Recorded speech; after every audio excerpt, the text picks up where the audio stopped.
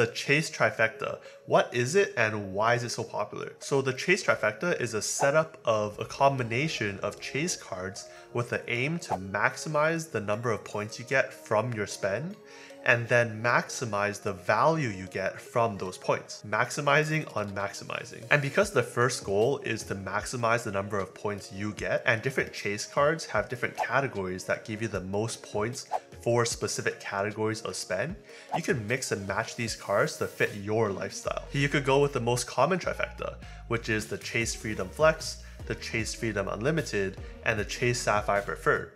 Or maybe you swap out the Chase Sapphire Preferred for the Chase Sapphire Reserved.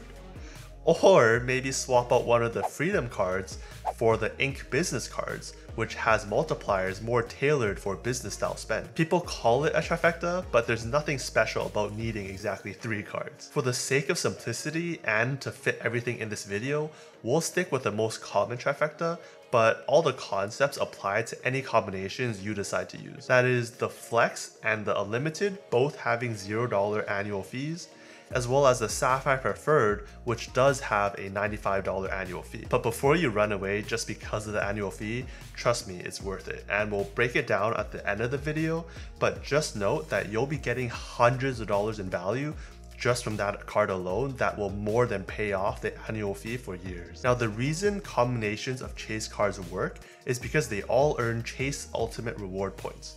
Yes, even the so-called cashback cards pay you out in points that you can then redeem 1 point to 1 cent for actual dollars. And all of these points can be pooled into one account.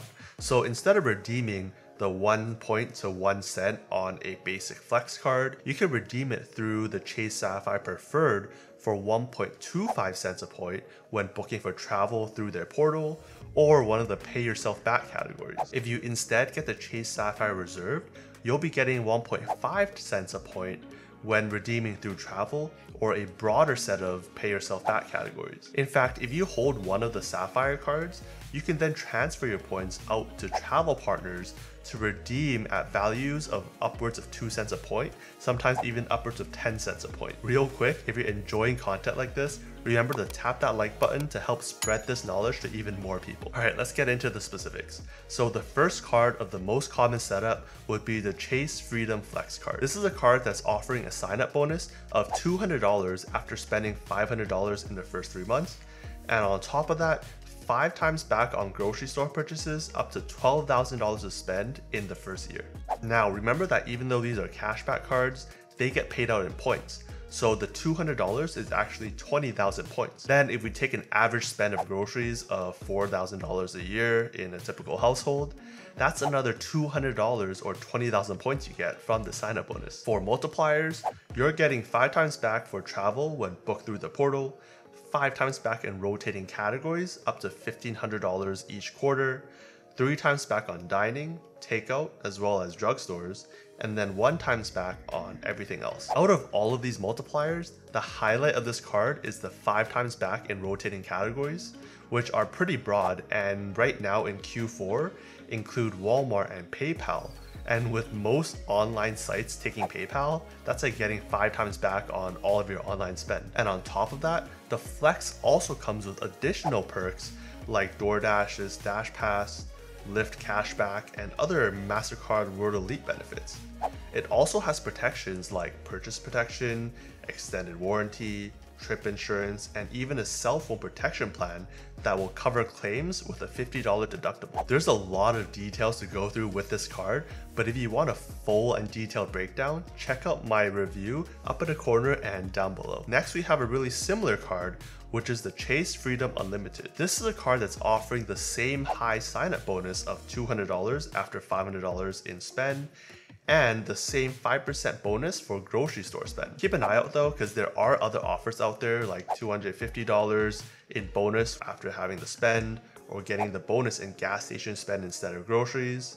It's really what's best for you and your spend, but in my opinion, I think the grocery store one gives you the best return. Then we have the multipliers like 5 times back on travel through the portal, 3 times back on dining, takeout, and drugstores again, and then the highlight is the 1.5 times back on all other purchases with no limit. Now, a 0.5% might not seem like a lot, but if you spend say $10,000 a year, that's $50 in additional money back in your pocket that you wouldn't have had. And especially because both of these cards have no annual fee, you can keep them open forever and have no downside except for just remembering when to use which card. Now, just like the Flex, this card has some additional benefits, although not as many, like DoorDash and Lyft, as well as some of the same protections. So the third card in the common trifecta is the Chase Sapphire Preferred. Yes, this card does have a $95 annual fee, but the benefits and rewards you get for this card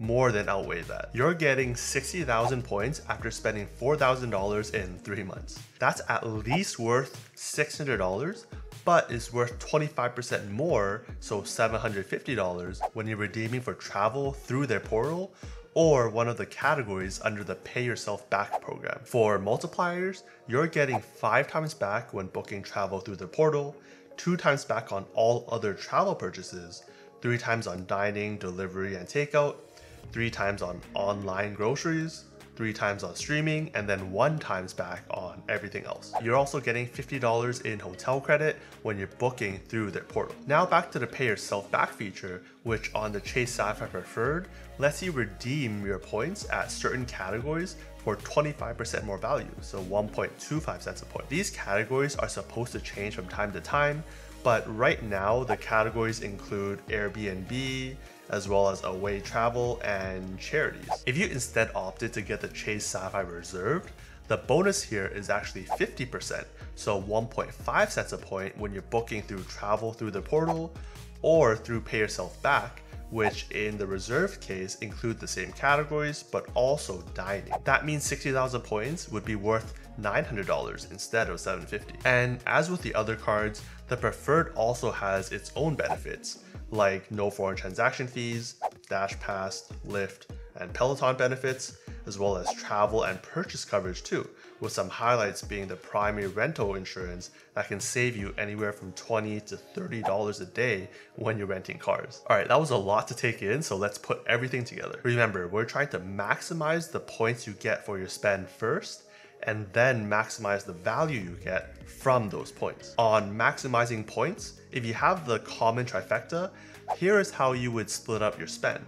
It might look confusing at first since all the cards have a lot of overlapping categories, but if you have this common setup, all you need to remember is if you can spend in one of the rotating categories and you're under the $1,500 a quarter limit, spend on the Freedom Flex. 2. Anything to do with travel, dining, drugstores, online groceries, streaming, spend it on the Chase Sapphire Preferred. And lastly, anything else that's not covered, spend it on the Chase Freedom Unlimited with its 1.5 times back. That's it, and you would be maximizing the points you earn with this trifecta. Now that you have maximum points, how do you redeem them for maximum value? Well, you know at the minimum, 1 point is 1 cent. But if you're gonna be booking for travel through their portal or the Pay Yourself Back feature, it would be 1.25 cents on the Chase Sapphire Preferred or 1.5 cents on the Chase Sapphire Reserve. If you really want to maximize the value you get from your points though, then you'd want to transfer your points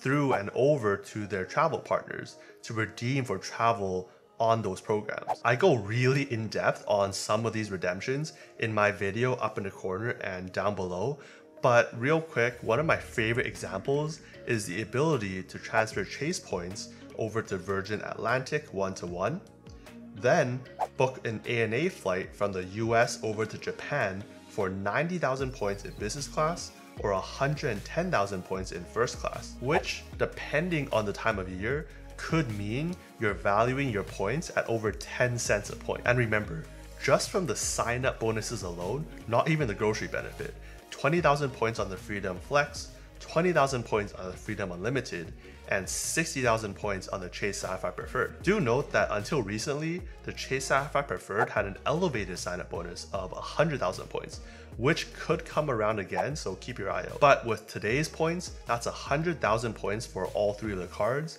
and with a little bit of spend, you can already redeem for a first-class round-trip flight from the US over to Japan. And that's all with just a little bit of work. Now, I personally do have the Chase Freedom Flex and the Chase Sapphire Preferred, but I've yet to get the Chase Freedom Unlimited. That's because there are other cards I want to put minimum spend on, like the American Express Gold card or the Venture X cards. If you're interested in those cards, I have videos on both of those cards as well. That said, thanks for watching and see you in the next one.